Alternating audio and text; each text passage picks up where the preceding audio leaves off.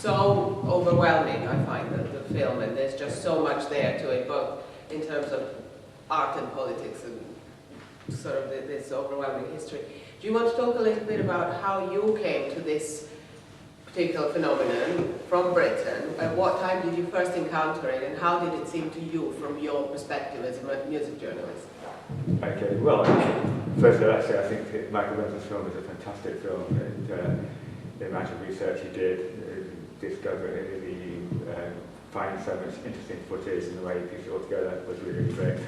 Yeah, my own first encounter with Lilac came via Daniel Landon again, who used to be a member of a group called Last Few Days, somebody I met when in the last days of Throbbing Gristle, well, not so much Throbbing Gristle, like, we only got to know each other, and one day he came up to the NME where I used to work, and sort of said he was going to be going on the road with his group Last Few Days, and Last Few Days were going to be doing this joint tour with Lilac across the whole of Europe, East Europe and West Europe, and it's called the Tour of Occupied Europe. This is pre-Lilac, but nowhere near so fulfilled as Lilac in terms of people looking at the way the totalitarian system worked, the state system worked, etc., etc.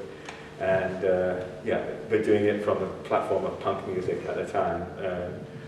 Then later on, and also I had been to Yugoslavia, but this was pre-Lilac. This was again in a very naive way. When I say Yugoslavia, I went to Ljubljana and wrote a piece called Punk in Yugoslavia, which was kind of farcical because I was in Ljubljana.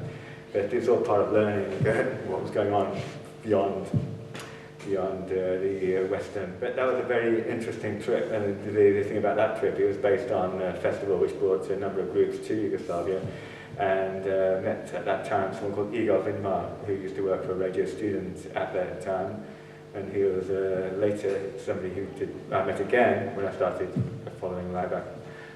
Yeah, so that's how I began. That was my first thing, sort of quite a long-winded way of getting back into Lilac. Yeah. And do you remember your first encounter with Lilac's music and what you thought of it at that time? Yeah, okay, it would have been through recordings to begin with, but then they played a concert at the end of the Occupied Europe tour, Last Few Days, and Lilac. Sorry, I've forgotten the name of the venue, but it was near Great Portland Street. It's an art centre.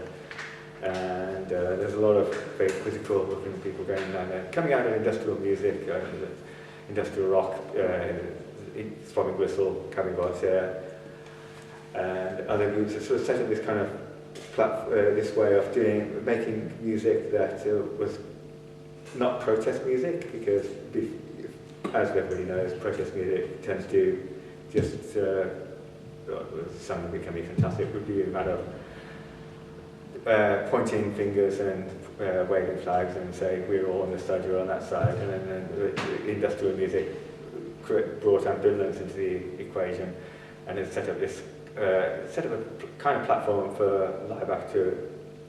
When Lilac arrived, there had been kind of groups, this kind of movement of industrial culture, so-called, who were meaning to challenge that idea of what's right, what's wrong, left, or what's left, what's right, I suppose, more than that. And the groups that were kind of pretty obviously not right, but they were not left. They weren't going to wave for the flag and say they were left.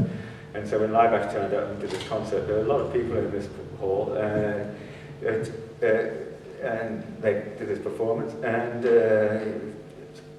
I must say at the time it was extremely emotional, ambivalent, and a lot of people were disturbed by what was happening. You know, the people started smashing a few of what was great about this thing was there were posters around the room from that Lilac had erected around the room, and this again set what was appealing about that to put it into the context of other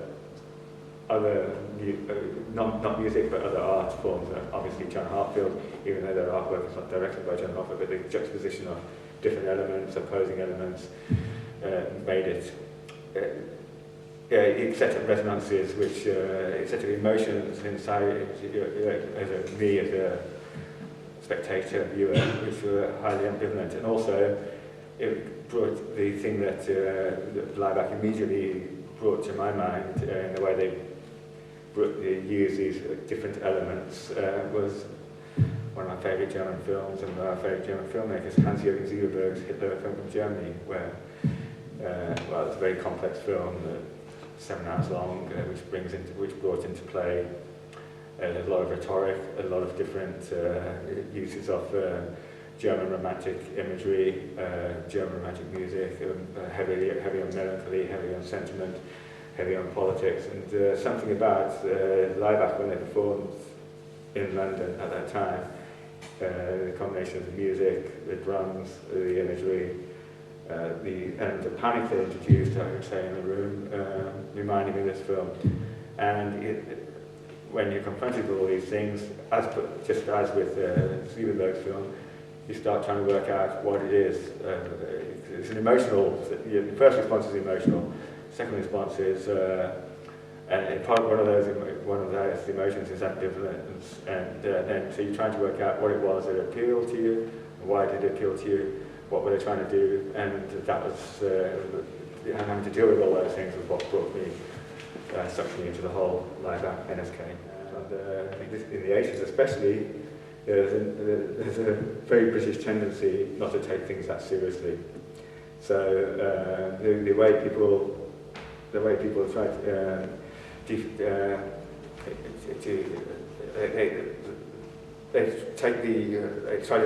by not taking it seriously, by making fun of it, they almost remove the opportunity to discuss it. And also, there's an immense hostility immediately towards the presentation of something that seems to be right-wing, fascist, Nazi. And rather than actually try to look at what is actually happening on stage, this is something I've encountered quite a bit. You know, people would say, "Why are you writing about this fascist group? Why they're Nazis, aren't they?" And you try to explain to them, and say, "Well, no, they're not. They're presenting. They're looking at something, and you have to treat it more like you to see a film rather than the usual thing with rock. Because rock is all about identification. You identify with the singer." You identify what that group is saying, and that's the case with, especially with protest music. And he had a group that seemed to be, who were on the one level presenting,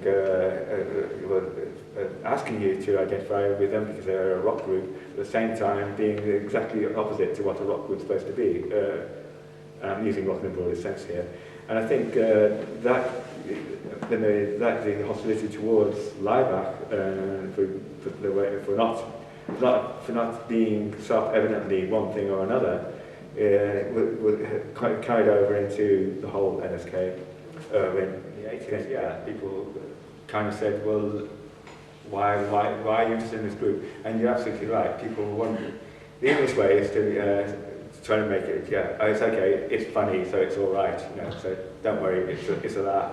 So it can't be bad, it can't hurt. And, but this is not just Laibach, you had other groups too that would just, anxious to know about them, would be seen as fascistic or Nazi, just because they're yelling in German very loudly and hitting things, and it wasn't rhythmic, it wasn't melodic, so that was seen as fascistic. Deutsche Amerikanische Freundschaft before then, DAF, you know, again, well, they had a track called Der Mussolini, what was that all about? They had a song called the song that went, Die lustige Stiefel marschieren over Poland, and the merry boots are marching over Poland. So people would ask, what's that all about? I wrote about these groups, and people would ask me, and so somehow I think I managed to convince everybody that I wasn't Nazi, and nor were these groups. I'm not quite sure how rock against racism and other tendencies, other elements, did make it more difficult, I think, for these kind of group, for that kind of level of debate or anything to happen on a pop stage or a rock stage, because they were pressing all the time, those kind of groups, for good reason, because of what National Front and the right wing in the UK at that time was getting bigger, seemed to be getting bigger at the time, so there's kind of critical reasons for wanting to do that, but Searchlight and other kind of organisations at the time, they promoted a degree of hostility towards Laibach because Laibach did not proclaim exactly where they stood. It is projecting ideas, and those ideas have to be dealt with one way or another. It's not a belief system, which a lot of pop music does. It's not a form of immediate identification, which most pop music deals with.